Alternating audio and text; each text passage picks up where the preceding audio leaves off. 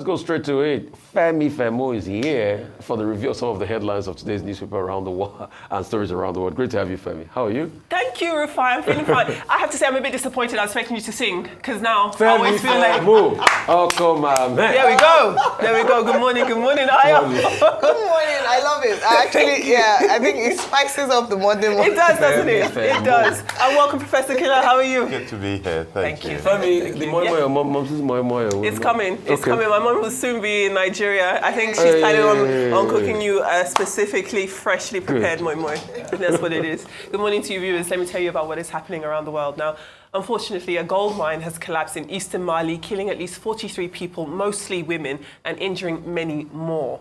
Now, the collapse on Saturday occurred at an abandoned site formerly operated by a Chinese company. It is believed that the victims had climbed into open pit areas left by industrial miners to look for scraps of gold when the earth around them caved in. It's the second major accident this year in the French-speaking West African country. Now, if you remember, on the 29th of January, a landslide killed several gold miners, mostly women again, in the Koulikoro region in the south of the country. Now, if you cast your minds back to January 2024, an unregulated gold mine collapsed near the capital Bamako, killing more than 70 people. So there's been a chain of really terrible events happening. Now, China is heavily invested in developing Mali's mining industries with the approval of the Malian government. That's because Mali is rich in natural resources, including, of course, gold, but also iron ore, manganese, lithium, and uranium. Though investment has improved Mali's infrastructure, especially in the transportation sector, the government has accumulated significant debt obligations to China,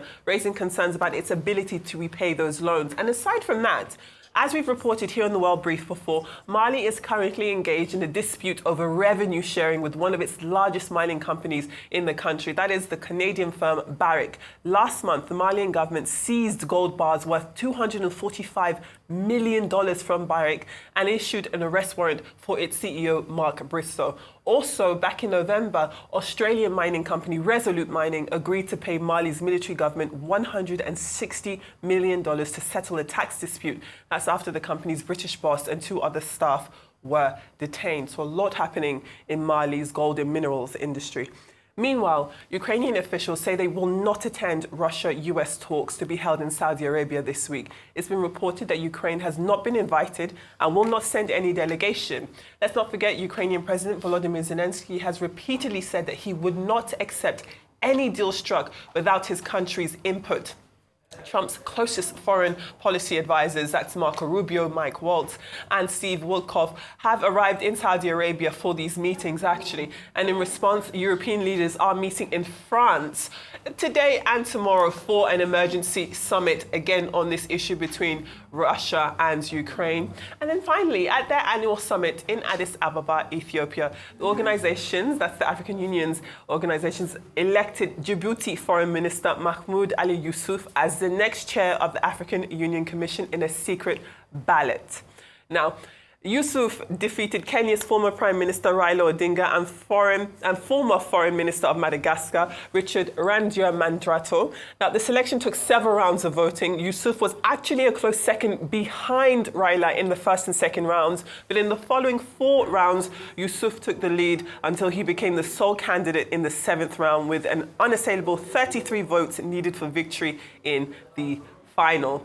Now, his election comes as the conflicts in Africa's second largest country, the Democratic Republic of Congo, escalates following recent territorial gains by the M23 rebels. And then also Sudan is another major focal point of conflict that leaders are discussing and had been discussing during this meeting. Now, we do know that the UN Secretary General Antonio Guterres was also at the summit, and he called on warring parties in Sudan to cease hostilities and protect civilians, including humanitarian workers. Guterres also appealed for $6 billion to address the needs of about 26 million Sudanese who need emergency assistance. And as far as Nigeria is concerned, when it comes to the AU summit, Nigeria is pushing hard for the establishment of an African credit rating agency. The planned agency is part of a strategy to strengthen the continent's economic stability and financial independence. Now, the Minister of Finance and Coordinating Minister of the Economy, Mr. Wale Edun, who was part of the president's entourage to the summit, is championing this initiative. The Federal Ministry of Finance also last night, Sunday night, highlighted Nigeria's strategic role in advancing key economic discussions at the summit. They released a statement last night. So a lot happening around the world. Love to hear your thoughts. Okay, Prof. Well, I mean, let me start from the elections. I was surprised because when the election of the EU started, I thought it was going the Kenyan way. Then all of a sudden this thing happened and he didn't go that way anymore. But one thing that shocked me though, that I didn't see where Nigerian interest was in particular. I didn't, feel the print because the elections for this union, they're very fascinating. It's not like a popular election where you get thousands of millions of people voting. You really know the people voting. It's just that you don't see them doing openly. And it tells a lot on where the democratic or power pendulum is going to swing when somebody rather than another is elected. Some sources tell me some people pulled back, after a while to say, let him go. But I think it's good diplomacy on their part. I don't know how they pulled it very clearly yet. And, it's a fascinating thing that they've done that. Nigeria is moving for a credit rating agency, which is a very good thing. But it might be a beginning, maybe I'm mixing it up. It sounds like the roof before the foundation because whilst we're doing that, which is a very necessary thing, we've not really pushed for intra-African trade. And this is something I'm very passionate about. I've written about it and we're doing some courses about it. If we can look at the African market as a very big market, and Nigeria as a country that has the potential to dominate and influence it, it is something that we can get a lot from. And one of the first things to do about that, so we have the Commonwealth bloc, I call it Commonwealth, but in reality, the English-speaking bloc, which is, same language, same law, that will make trade easier. One of the first things we need to do is to look at the Francophone bloc. And to do that, a major thing, for example, will be for Nigerian young people to learn French. To learn French, not an exotic thing, but to see it as trade, as business, as an opportunity. So when you have our banks open up in this place, our trade, our business should be actively going there. If I were president of Nigeria, one of the mandates I would give the ambassadors is a target on how much trade you can actually improve. How many Nigerians can go and work abroad in this country? How many of our businesses, from finance to telecoms to production to manufacturing to pharmaceutical, you can take into this country, and to professional services, doctors, lawyers, all this kind of thing. And how many of them can we import to our private and state institutions to come and study here? So that way, education becomes a source of revenue and influence. So we've linked it from language studying to development of business and professional. It's an holistic view that we need to take. And I hope this is something that we need to start thinking about quickly. For a very simple reason. We have the potential to do it. The other is that if we don't do it, somebody else is going to do it very quickly. So if we're building the credit rating agency, you see what that does is that it makes the place accessible to business, attractive. And if we do not get ready to do that, others will come and do it. I want to remind those who like international history to remember the history of South Africa. Nigeria did a lot to fight for the independence. But after that, we didn't follow up with a political economic plan to be dominant in what we have created. Juxtapose that to the American and French international policy. They intervene, they take over. They intervene, they leave a footprint. Those are some holistic and practical things that we need to link in our international political economy. Thank you, Professor Killer. Thank you so much for being in. I was actually, for me, the theme of the AU, until we're able to get it right, ought to be how we can trade better amongst ourselves. Right. So rather than focusing on repatriation and waiting for apologies and money paid, let us deal with ourselves here. For too long, we have focused on the West being the solution to Africa's problems. I understand that repatriation is important. Reparation is important. But there's something that Afrexim put out over the weekend, and I had screenshot it so that I would share here. And it's interesting that we're talking about trade, because I was going to focus on that. For me, the highlight of the AU, yes, the elections happened. Yes, Nigeria was praised. Yes, a number of things. But for me was, let's talk about trade. How can we trade better? And there are the statistics. Afrexim research that's headed by Dr. Yemi Kale, who is Nigerian, former statistician general, says 54. So the question was, is Africa the next European Union? 54 or 55 African countries are already on board as part of the African Continental Free Trade Area. I think they should even shorten that name to make it more appealing because it's just a mouthful. But this makes it the largest free trade agreement since the creation of the World Trade Organization, with a market of 1.4 billion people so far and a current GDP in excess of $3 trillion. It therefore has the potential to be much bigger than the European Union if implemented effectively.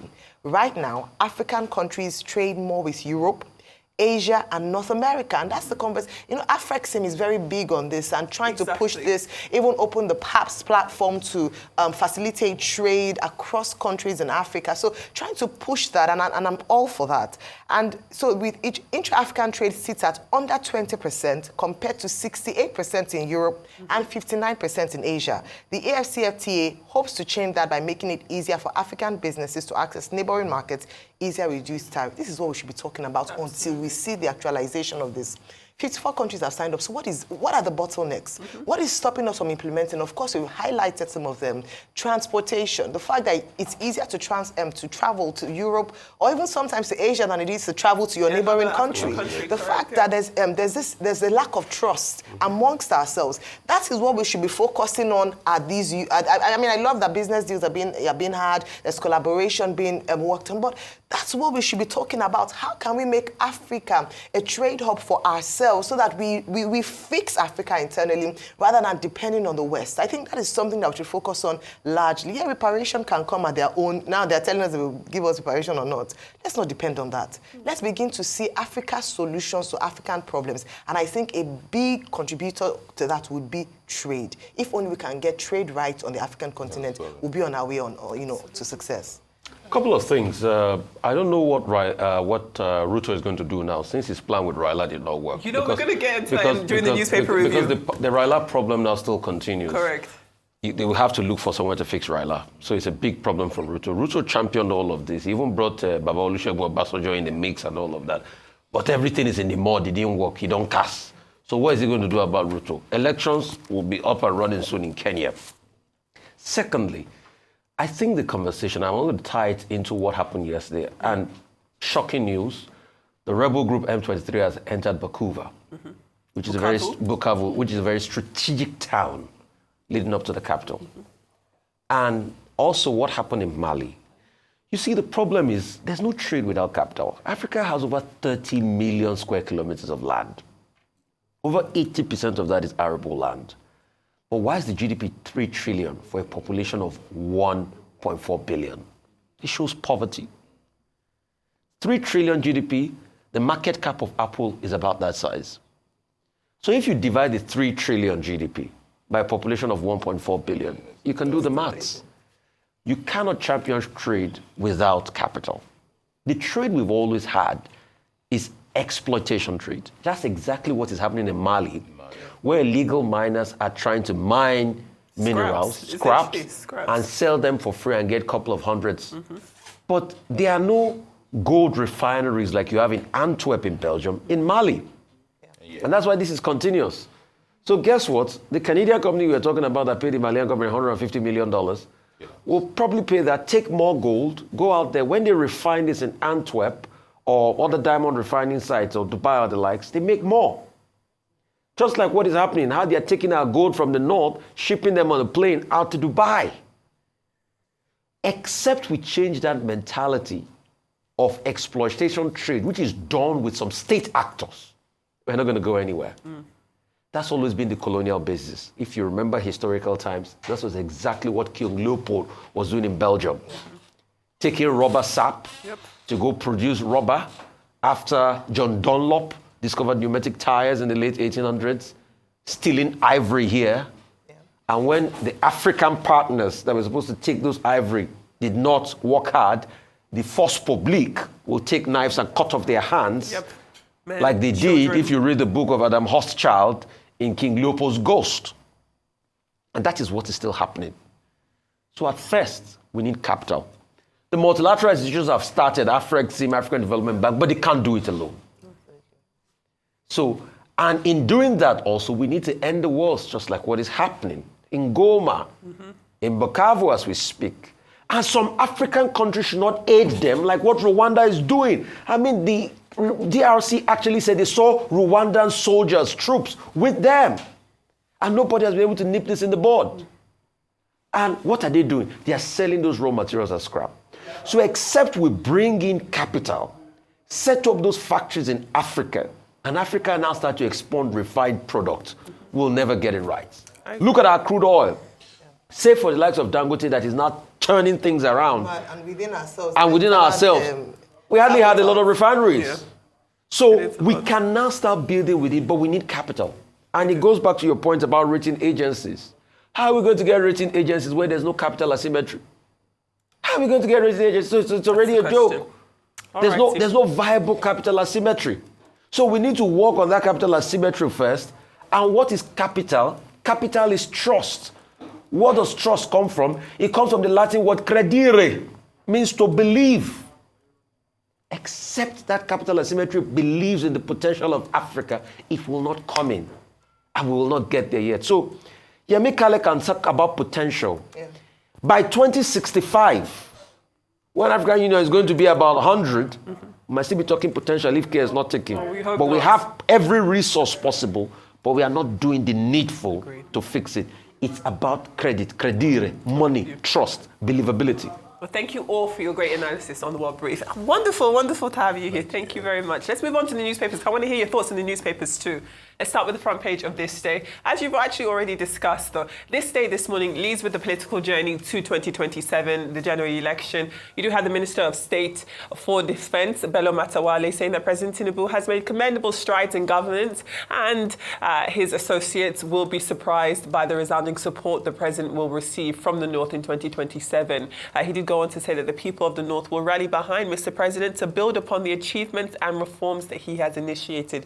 This Day also reports that Nigeria is winning the war on oil bunkering as oil theft reduces to 5,000 barrels per day. Let's move on to the New Telegraph. And the New Telegraph this morning has the National Association of Road Transport Owners expressing fear over the federal government's plan to ban 60,000-litre capacity tankers following the rise in cases of accidents and explosions, fatalities essentially. So instead, what the NMDPRA, the Nigerian Midstream Downstream Petroleum Regulatory Authority, gosh, these are really long names, aren't they? They've proposed a restriction of petroleum tankers to a capacity of about 45,000 litres maximum to reduce, they hope, accidents, explosions and fatalities on the road. But NATO President Yusuf Othman says that such a move would cause a loss of 300 billion naira worth of investments. Now, The Guardian takes a comprehensive view of the subsidies in the power sector. Its headline says that despite the 7.3 trillion naira in subsidies, power inefficiencies are taking a toll on consumers. Well, you can say that again. We know that electricity consumers, especially the 30% of Nigerians who live in urban centres, will be subsidised to the tune of 2.4 trillion naira in 2025, although generation continues to be a challenge. Let's take a look at The Punch this morning, which reports that the federal government has deployed security agents as the Nigerian Labour Congress insists that it will go ahead with its protest. Now, the NLC announced its intention to shut down the operations of telecoms companies across the country if this 50% tariff hike announced by the Nigerian Communications Commission is not reversed by the end of this month. Now, the union has directed Nigerians to boycott the services of major telecom providers, including MTN, Airtel and Glo, daily between 11 a.m. to 2 p.m. starting on the 13th of February last week and continuing throughout the month ahead of a planned total shutdown on the 1st of March.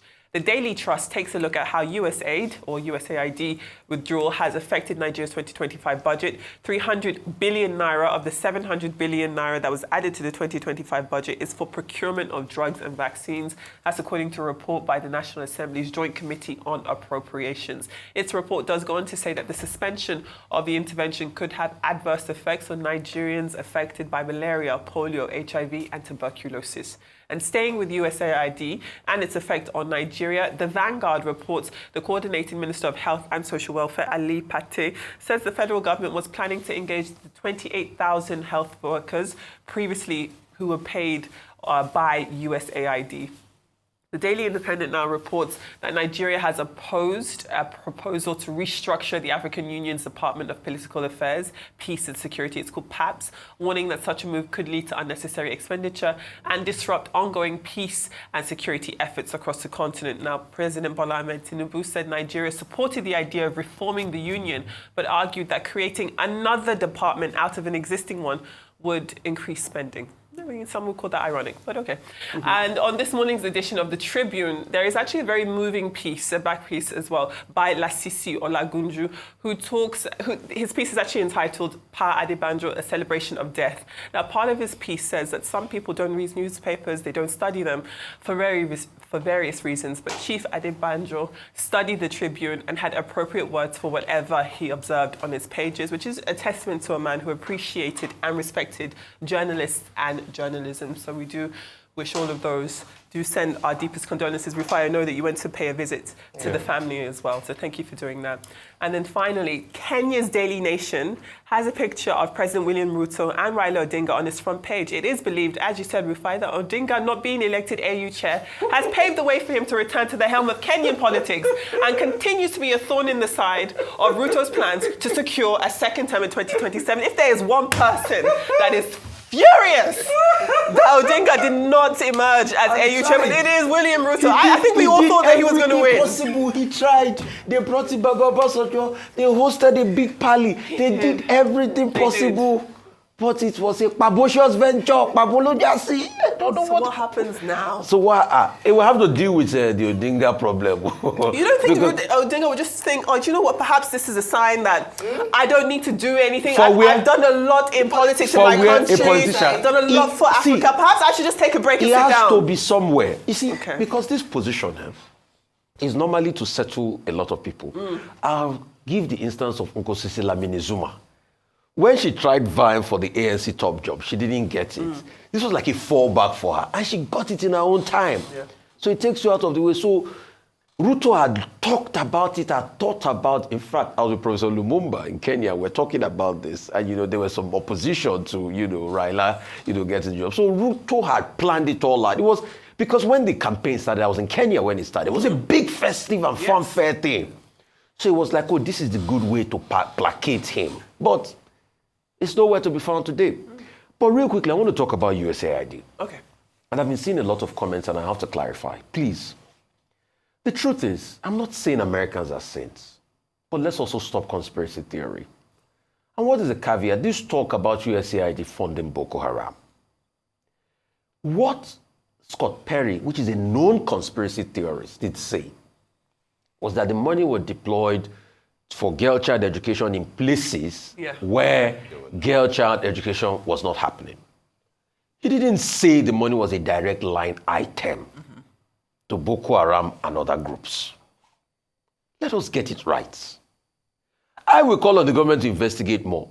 But since there was no direct allusion, it was not a direct line item, he presupposed. Because you see, we are beginning to see people twist the narrative. Somebody should just show me the empirical line item where they said USAID funds was going to Boko Haram. On the flip side of it, I'm not saying America has not done things like this in the past. I remember the case of Salvador Allende, how declassified documents, and now I'm speaking from a place of facts, declassified documents from the CIA showed the role CIA played with ITT, how they funded a newspaper called El Mercurio in Chile, then to be able to oppose the emergence of Salvador Allende, a socialist leader. They were also caught their positions about, General Schneider, the role Americans played in the death of General Schneider, which was the head of the military, before Augusto Pinochet took over. Those are facts. We can deal with those ones. We can boldly now come and say, based on those depositions by the CIA, America did play a role. But we have seen people try to draw the tedious link. Hey, America didn't give us weapons. Through the Leahy Law, it was Trump that sold to us. We've even seen people try to put up the fact that, there was a CIA report that said Nigeria would disintegrate by 2015, which I have now gone back to fact check. In fact, the likes of Jega said it, Muhammad Jega and all of other great people. But it was not true. It was a mapping report that was done. It was not endorsed by the CIA. In fact, the Council of Foreign Relations also spoke about it. And these are facts. You can fact check me. So based on all of that, I would say investigate. But there's no empirical proof that there was a line item for USAID. And I'm saying that in relation to the 28,000 doctors now that Nigerians are saying they're going to pay. How are we going to pay them? Were you not the one quoting that USAID spends over 800 million? Yeah. Did the 300 million Nigeria put in budgets, will he really block the whole of USAID? No. So Trump, in his right-wing mindset, is doing his job to be able to pick up his scare tactics. And some Nigerians are supporting it, but you don't know the harmful effect it will bring. Let's not deceive ourselves. I've heard people tell me that when BPE was started, USAID was paying salaries for some of their top staff because the Nigerian government might not be able to pay all these their top consultants. 28,000. So please, that's just is there any empirical proof of USAID line item, monies to Boko Haram and other terrorist group? I mean, let's deal with facts here, please, not conspiracy theories. We're going to have a fuller conversation. We have Professor Kemi coming, but thank you, Rufai, for bringing this up because it's been going on, and just he said, she said has been a lot of the conversation without a lot of real proof. But I just this morning want to pay tribute to Pa Ayo Adebanjo, who died at the ripe old age of 96. This happened in the early hours of Friday morning, 14th of February, but over the weekend he's been celebrated across different platforms. The president leading that, condolence, saying that he's left an indelible mark on the footprints of sand in the history of Nigeria, and that's absolutely correct. So just want to say he's lived a good life, left a great legacy, and hoping that some of the things that he stood for would continue them in honor of his memory. And just to pay particular tribute to his daughter, Mrs. Adeola Aziz. I didn't know she was his daughter, but she's in herself achiever in her own right, one of the co-founders of WinBiz, and of course his other children and grandchildren who was mourning at this time. All right, well, Adefemi, thank you so much. Professor Kila, we're out of time. I don't know if you want to say a word before or just anything about the newspapers. Well, the newspaper is all right. I mean, Rufai said a lot of things, but I would like to point out something, though, that it is true we should be careful of conspiracy, but it's also true that it is not the people commenting that mentioned Boko Haram. It was Scott Perry himself that did it. He could have said everything without putting that. That's a strong point. It is also true that whilst America, CIA, and other operations has intervened in other countries, but they have done it suppressing socialists and people that are against American interests. What makes it Boko Haram's mention scandalous is that Boko Haram is anti-American. So if any reason somebody can say you're using American money to fund an anti-American thing, that is a big scandal. All right. Well, Professor Kila, thank you. Like I mentioned, we have a guest and we'll be talking about this in detail when Professor Kemi comes in. Thank you so much, Adefemi. Always a pleasure. See you tomorrow.